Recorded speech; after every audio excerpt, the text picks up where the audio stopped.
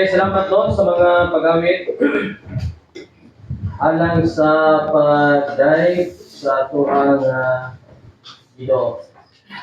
Di ta maglanan atong ablihan ang atong mga Biblia.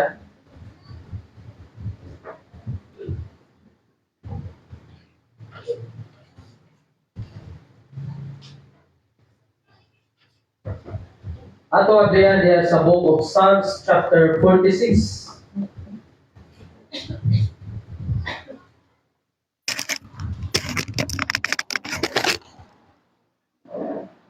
Confidence in the midst of distress. Mo na to mensahe karon nga kabuntagon. Psalms chapter 46 verse number 1 to 11.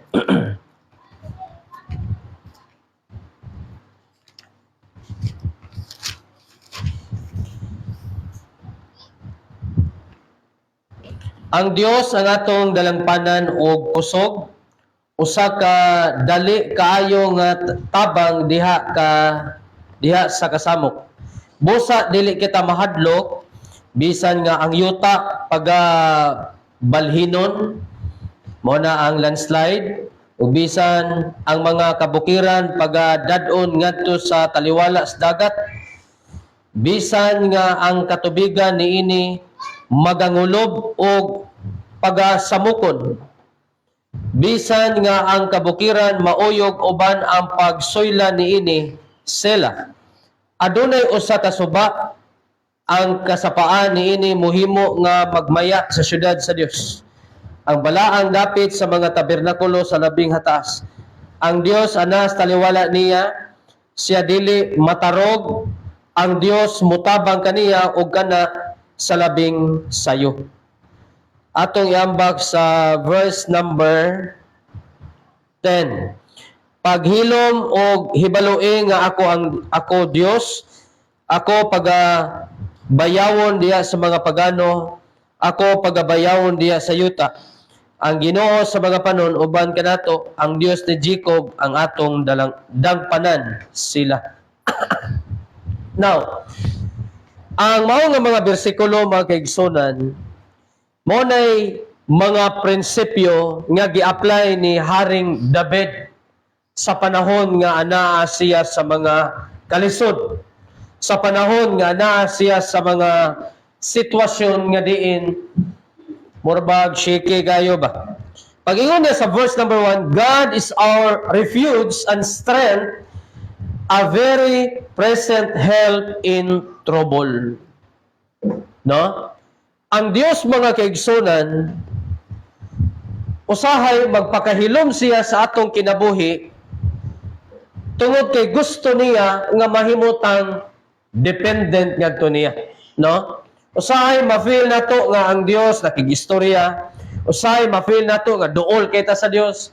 Pero nung yung mga panahon mag-igsunan nga mag-feeling nimo murag wala Dios. Okay?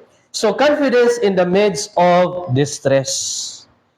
Unas tanan mga kaigsunan, si Haring David niagi pod siya og depression. No? Niagi pod siya og anxiety. Gikan sa iyahang mga kadaugan kaniadto ilabi na dito siya na ilado sa panahon nga iyahang napatay si Goliath. Pero taliwala ni anang mga butanga, doon na po siya mga failure. Yamoto'y gamiton sa yawa, aron mahimo siyang mapugnan ang iyahang paglambok. Okay? Now, matod padre mga kaigsunan, who is the God of the Bible? No? In Psalms 46, gives us a powerful picture of the Lord. He's our refuge. Dangpanan. No, kung ari ka des kalibutan, wala man tay ingnon nga pinaka-safety bitaw nga dangpanan. No? Ambot na kay numdum mo atong usa ka OFW o dili lang kay usa niadto siya sa tawagan ng embassy niadto siya sa embassy gi maltrato, giguba hinuon niyang kinabuhi og samot dito napita. Kadungog ko ana sa balita sa unang panahon sa kababay giamong-amungan sa amo na kaikyas ni adto sa embassy kay mangayog tabang Philippine Embassy sa pagunsaa nga ang nagtrabaho po dito perti mapuning salbahisa, no? Unya do na po'y nahitabo nga usa ka trahedya, usa ka kalamidad nga nahitabo nga dunay evacuation center bitaw. Dito niadto ang mga tao kay nagtuo sila nga safety. Pag-abot dito giguba, no, sa bagyo o gilunupan, daghan kinagamatay usa gani nahitabo na dito sa Tacloban panahon sa Yolanda. Okay? So, dunay mga dangpananan deres kalibutan nga dili gyud tinuod nga madangpan nato mga kaigsunan.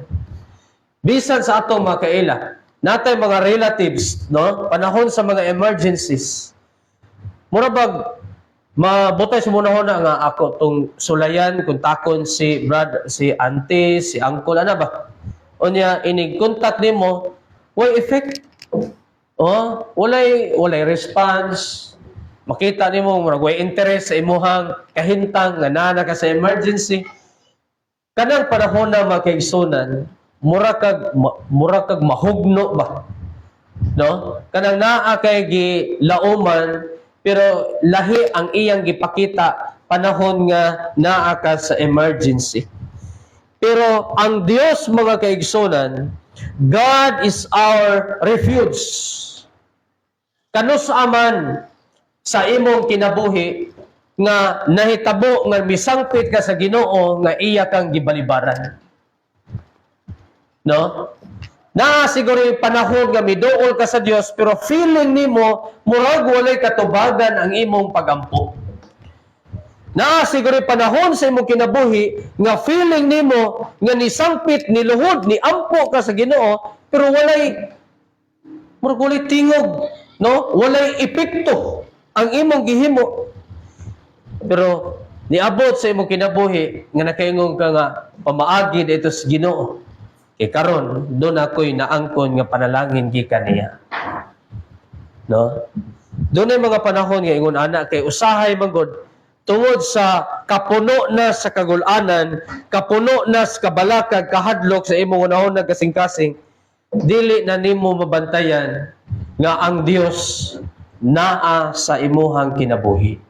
Dili na nimo ma-feel, no? Kay una sa tanan ang pagduol sa Ginoo, ang pagtubag sa iyahang mga pagyango nato ngadto niya, dili man gud pinaagig feelings, no? Dili nimo ma-feel mga kaigsunan ang katubagan sa Ginoo, imo rang masinati na siya ma-experience na sa imong kinabuhi. Mo kalit ra nagtunga, no? Example, nakay gipangayo sa Ginoo dugay na nawagtang na lang sa imong prayer list nimo. I-resolve lang ko kay wa gyud katubagan.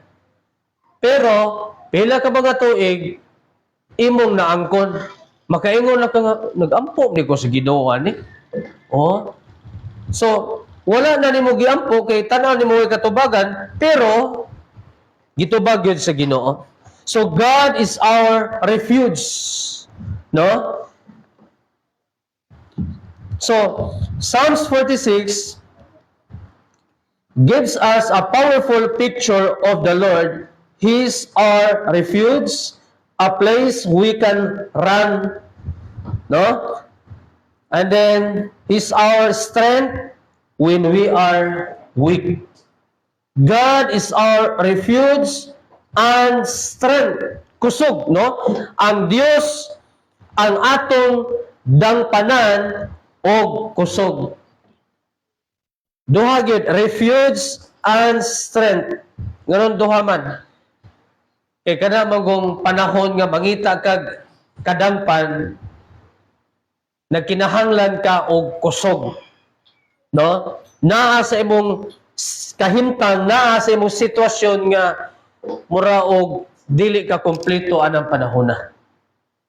Example, naa ka sa problema sa kwarta. So mangita kag paagi nga na kay kadangpan nga tao imong masangpit aron ang kawalad-on nimo ma-provide. Okay? So panahon di ay mga kaigsunan sa kanabitawng kalisdanan ato di ay hibaloon nga unas tanan ang Dios maoy una natong dalangpanan. Ayaw gyud ayon antaw. Back to basic yutas Mateo chapter 6 verse 33. But seek ye first the kingdom of God.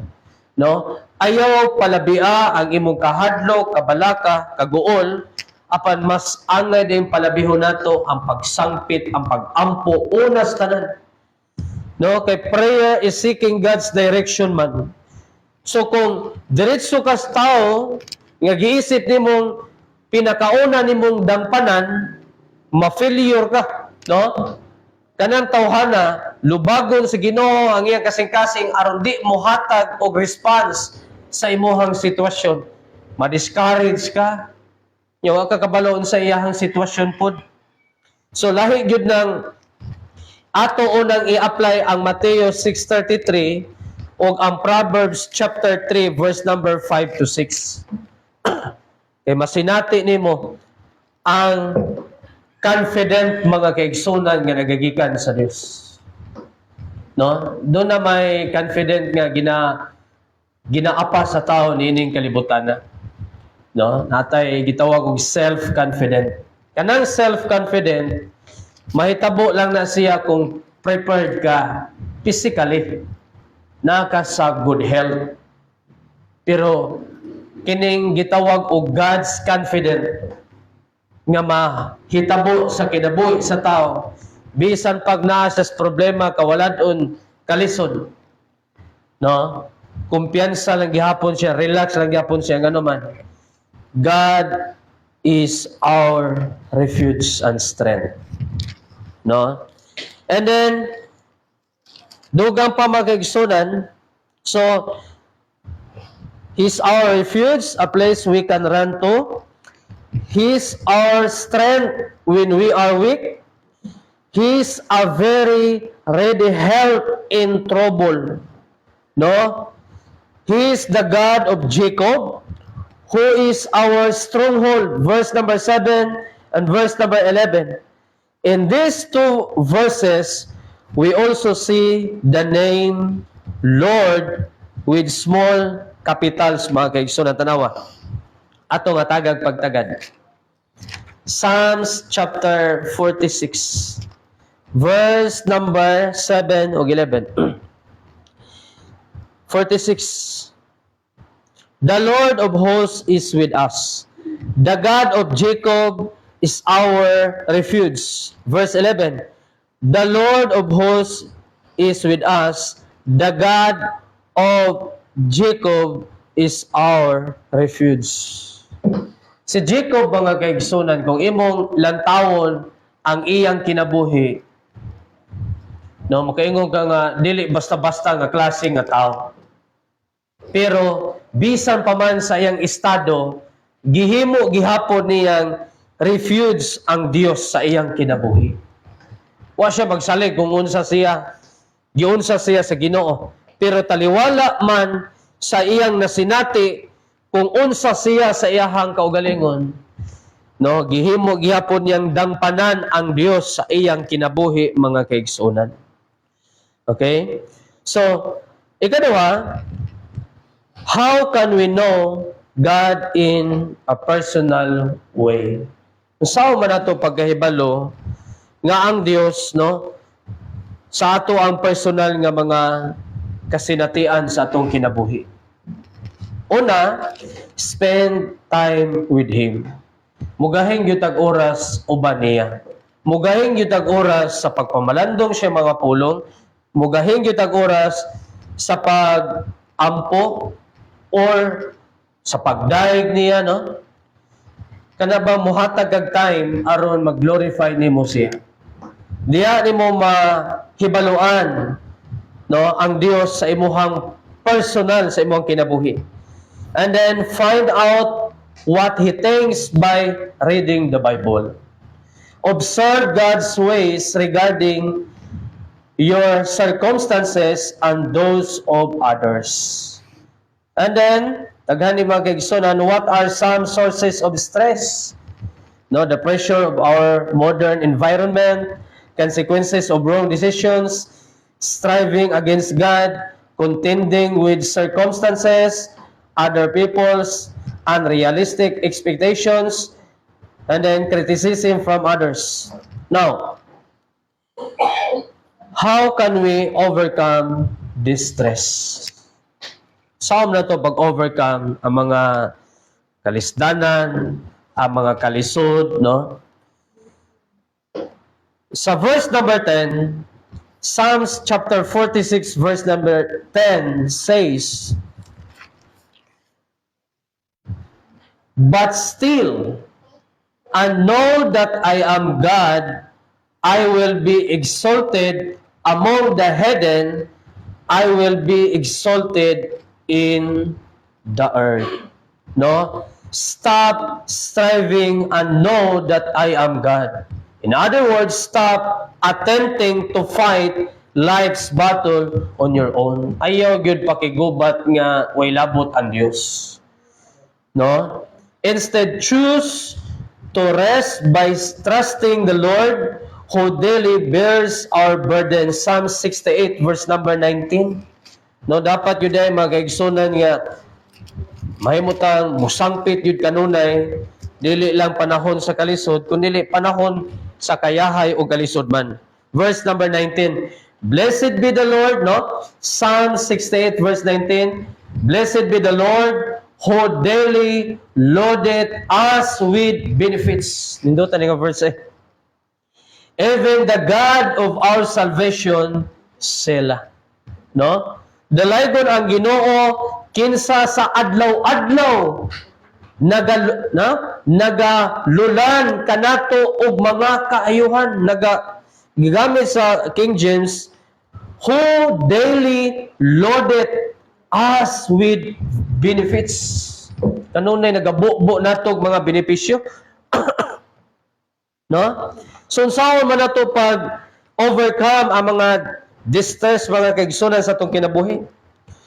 Number 1, reflect on how He worked in the lives of biblical figures. No?